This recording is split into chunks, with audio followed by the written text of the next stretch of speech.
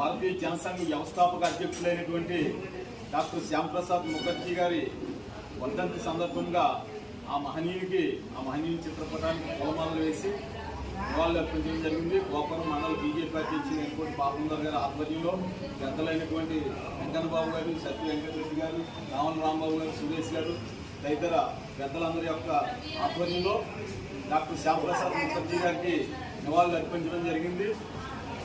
ఈ దేశంలో ఒకే జెండా ఉండాలి, ఒకే అజెండా ఉండాలి, ఒకే రాజ్యాంగం ఉండాలి అనేటటువంటి సిద్ధాంతం కోసం ఆయన బలిదానం చేశారు. ఏంటి విషయం ఏమిటంటే జమ్మూ కాశ్మీర్ అనేటటువంటి రాష్ట్రానికి ఆనాటి పాలకులైనటువంటి నెహ్రూ గారు ప్రత్యేక ప్రతిపత్తి కల్పించారు. దానివల్ల జమ్మూ కాశ్మీర్లో ప్రత్యేకమైన జెండా ఉండేది. 3 రంగుల జెండా అక్కడ ఎగిరేది కాదు, అక్కడ ఆకుపచ్చ జెండా ఒకటే ఎగిరేది.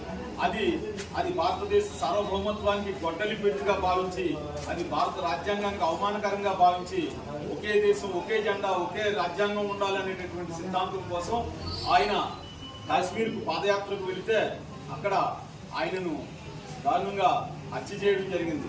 ఆ విధంగా ఆయన ఆత్మ బలిదానం జరిగింది. కానీ ఆయన ఏదైతే ఆశయం కోసం ఆయన ఆత్మ బలిదానం చేశారో అది ఈ రోజున నరేంద్ర మోడీ గారి నాయకత్వంలో ఈ భారత రాజ్యాంగానికి మాయని మచ్చగా కళంకంగా ఉన్నటువంటి భారత రాజ్యాంగంలోని 370వ అధికరణం ఆర్టికల్ 370ని రద్దు చేసి ఆ మహనీయుడికి నిజమైన నివాళి అర్పించారు నరేంద్ర మోడీ గారు.